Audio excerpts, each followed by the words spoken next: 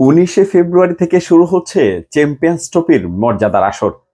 সেটা নিয়ে সব জায়গায় আলোচনা হচ্ছে, সেটাই হওয়ার কথা। কিন্তু বাংলাদেশে আরো একটা আলোচনা আছে। সেই আলোচনা হচ্ছে আইপিএল কেন্দ্রিক। আইপিএলে আপনারা জানেন, বাংলাদেশ থেকে এই মৌসুমে পার্টিকুলারলি কোনো ক্রিকেটার সুযোগ পাননি, কোনো ক্রিকেটারকে ডাকা হয়নি। যদিও সম্ভাবনা ছিল অনেক বেশি, আলোচনা ছিল অনেক বেশি। তাসকিন আহমেদ, মুস্তাফিজুর রহমান, নাহিদ রানা, রিশাদ হোসেনদের নাম বড় সড়ো ভাবে কিন্তু উচ্চারিত হয়েছিল। সাকিব আল হাসানের নামও উচ্চারিত হয়েছিল। যদিও বোলিং অ্যাকশন ইস্যুতে হয়তোবা কিছুটা হলেও ব্যাকফুটে ছিলেন সাকিব। তবে অন্যদের কথা যাদের বললাম, তারা চান্স পেতে পারেন, তাদের সম্ভাবনা অনেক বেশি, সেটা কিন্তু মোটামুটি সবাই ধরে নিচ্ছিলেন। কিন্তু হয়েছে কিন্তু হিতে বিপরীত, তেমন কিছু হয়নি। আইপিএল এর ড্রাফট শেষ হয়েছে, শেষ পর্যন্ত বাংলাদেশের কোনো ক্রিকেটার সেখানে ছিলেন না। কিন্তু সময় আসলে শেষ হয়ে যায়নি, কারণ আইপিএল যখন শুরু হবে তার আগে যে দলে যে ক্রিকেটাররা খেলার কথা ছিল, সবাই কিন্তু আসলে ইনজুরি মুক্ত থাকবেন এটা আসলে নিশ্চিতভাবে বলা যায় না।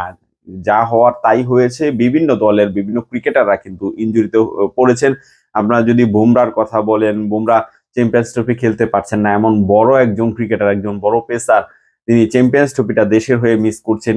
এমন এর আগে যত অনেকগুলো টি-20 টুর্নামেন্ট হয়েছে, নিজেদের যে দেশের ক্রিকেটার আছেন সেই দেশের নিজেদের ন্যাশনাল ডিউটিও পালন করেছেন। আমরা যদি বলি, পাকিস্তানের কথা বলতে পারি, ইংল্যান্ডের কথা বলতে পারি, অস্ট্রেলিয়ার কথা বলতে পারি, নিউজিল্যান্ডের কথা, সাউথ আফ্রিকার কথা। প্রতিটা দেশ থেকে, যদি পাকিস্তানের কথা আমরা বাদ দিই, বাকি সব দেশেই মোটামুটি একজন দুইজন করে ক্রিকেটার কিন্তু ইনজুরিতে পড়েছেন। অস্ট্রেলিয়ার নামি দামি ক্রিকেটাররা কিন্তু ইনজুরিতে পড়েছেন, তারা চ্যাম্পিয়ন্স ট্রফি খেলতে পারছেন না।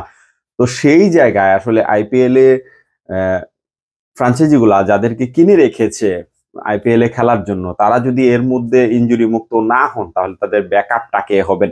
সেই ব্যাকআপের জায়গা থেকেই কিন্তু বাংলাদেশের যে ক্রিকেটাররা আছেন, বিশেষ করে মুস্তাফিজুর রহমান এবং তাসকিন আহমেদের নাম কিন্তু জোরে সোরে উচ্চারিত হচ্ছে। আমরা যতদূর জানতে পেরেছি যে তাসকিন আহমেদ এবং মুস্তাফিজুর রহমান এই দুইজন ক্রিকেটারের সাথে লম্বা সময় যাবৎ আইপিএল এ যে ফ্রাঞ্চাইজিরা আছেন তাদের এজেন্টরা যোগাযোগ করছেন। বিপিএল এর শুরু থেকে আমরা ইনফ্যাক্ট শুনেছিলাম যে তাসকিন আহমেদের সাথে যোগাযোগ করছে তারা, এবং শেষ মুহূর্তে হয়তো একটা চমক আসবে যে তাসকিন আহমেদ এবং মুস্তাফিজুর রহমান আইপিএল এর দুইটি দলে তারা খেলবেন। এর আগে তাসকিন আহমেদ অনেকবারই সুযোগ পেয়েছেন, তিনবার, আমি যদি ভুল না করি তিনবারের মতো তিনি আইপিএল এ সুযোগ পেয়েছেন, কিন্তু একবারও আসলে এনওসি পাননি, তিনি খেলতে পারেননি। এটা তার জন্য একটা বড় আসলে কষ্টের ব্যাপার বলতে পারেন। তাসকিন আহমেদ বিভিন্ন সময় ইন্টারভিউতে বলেছেন তার বাবা আসলে চান তিনি আইপিএল এ খেলুক, একটা বড় মঞ্চে খেলুক, এটা তার বাবার ইচ্ছা।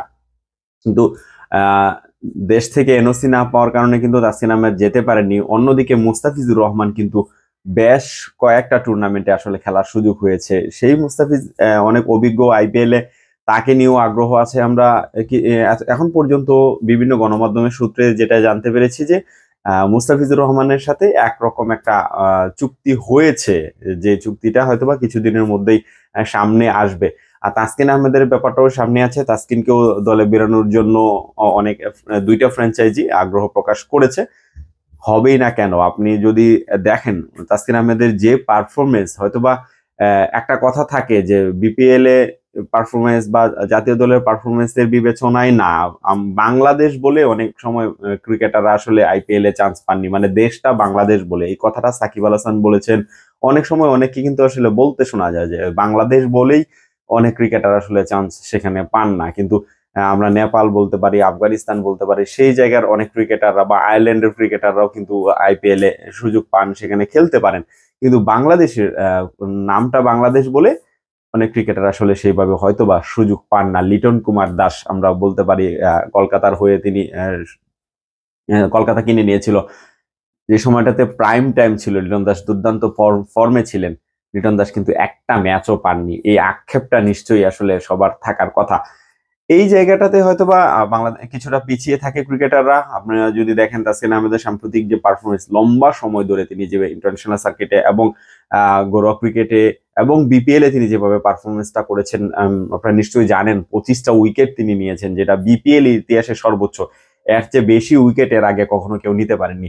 এমন একজন ইকোনমিক্যাল বোলার যিনি উইকেট এনে দিতে পারেন এবং মানে লম্বা সময় ধরে ভালো বোলিং করতে পারেন, এমন একজন ক্রিকেটারকে কে আসলে পেতে না চাইবে। সেই আক্ষেপটা নিশ্চয়ই তাসকিন আহমেদেরও আছে যে আইপিএল এ এত পারফরমেন্স করার পরেও আসলে কেন আইপিএল এ তাকে আসলে ডাকা হয়নি বা কেন ডাকা হচ্ছে না। তো এই আক্ষেপটা গোছানোর একটা সুযোগ এসেছে নিশ্চিতভাবে বলা যায়। যদি তাসকিন এবং মুস্তাফিজ বাংলাদেশ থেকে সেখানে কোনো ফ্র্যাঞ্চাইজিতে সুযোগ পান, ফাইনালি যদি সেটা সামনে আসে, তাহলে তাদের জন্য বড় একটা ব্যাপার হবে। এবং তাসকিন আহমেদ যদি শেষ মুহূর্ত এনওসি পান, কারণ এর আগে কিন্তু তিনি এনওসি পাননি, মুস্তাফিজুর রহমান, সাকিব আল হাসানরা কিন্তু এনওসি পেয়েছেন, লিটন কুমার দাস এনওসি পেয়েছেন, কিন্তু তাসকিন আহমেদ পাননি। যেহেতু এবার চ্যাম্পিয়ন্স ট্রফির পরে বাংলাদেশের যে সময়টাতে আইপিএল অনুষ্ঠিত হবে, সেই সময়টাতে বাংলাদেশের এখন পর্যন্ত আমি যতদূর জানি বাংলাদেশের সেই সময়টাতে কোনো খেলা নেই। জিম্বাবুয়ের সাথে একটা সিরিজ হওয়ার কথা রয়েছে, সেটা পরবর্তীতে টেস্ট ফরম্যাটে নেওয়ার একটা আলোচনা কিন্তু আছে। সুতরাং বলা যায় যে তাসকিন আহমেদের এইবার হয়তোবা ভাগ্য সুপ্রসন্ন হবে যদি ফাইনালি চুক্তিটা হয়। তাহলে যে দলে চুক্তি হবে, ক্রিকেট বোর্ড থেকে যদি এনওসিটা পান, তাহলে তার আইপিএল খেলার যে আক্ষেপ, তার বাবার যে স্বপ্ন, সেটাও পূরণ হতে যাচ্ছে। আইপিএল কেন্দ্রিক আলোচনা। তবে এখন মুস্তাফিজুর রহমান, তাসকিন আহমেদরা যে টুর্নামেন্টটা সামনে নিয়ে গিয়েছেন, মর্যাদার আসর চ্যাম্পিয়ন্স ট্রফি, সেখানে দেশের হয়ে দুর্দান্ত পারফর্ম করুক, দেশের হয়ে এমন কিছু অর্জন করুক যেটা তাদের জন্য এবং দেশের জন্য অনেক বেশি গৌরবের হবে। আপনারা জানেন অধিনায়ক নাজমুল হোসেন শান্ত বলেছেন তারা ফাইনাল খেলতে যান, তার জন্য এজ এ টিম হিসেবে পারফর্ম করতে হবে সবাইকে। তার আগে তাদেরকে গ্রুপ পর্ব পেরোতে হবে, প্রথমে তাদের মুখোমুখি হতে হবে শক্তিশালী ভারতের পরে তাদেরকে মুখোমুখি হতে হবে পাকিস্তানের, এরপর নিউজিল্যান্ড। এই তিনটা বাধা টপকে কিন্তু তাদেরকে যেতে হবে। এরপর সেমিফাইনাল আছে, ফাইনালের বিষয় আছে। সুতরাং প্রথম যে ধাপগুলো আছে সেই ধাপগুলা বেশ ভালোভাবে বাংলাদেশ উতরেও যাক, ভালো একটা টুর্নামেন্ট কাটাক। এর আগের টুর্নামেন্টে অর্থাৎ চ্যাম্পিয়ন্স ট্রফি 2017 সালে কিন্তু বাংলাদেশ সেমিফাইনাল খেলেছিল, সেই ধারাবাহিকতা বজায় থাকুক। যেখানে শেষ করেছিল বাংলাদেশ সেখান থেকে শুরু করুক, বাংলাদেশ ফাইনাল খেলুক। অধিনায়ক নাজমুল হোসেন শান্ত যে টার্গেটের কথা বলে গিয়েছেন, যে স্বপ্নের কথা বলে গিয়েছেন, সেই স্বপ্নটা নিশ্চয়ই বাংলাদেশের সকল মানুষ দেখেন। সেই স্বপ্নটা বাস্তবায়িত হোক, বাংলাদেশ চ্যাম্পিয়ন্স ট্রফির ফাইনালে খেলুক, এটাই প্রত্যাশা।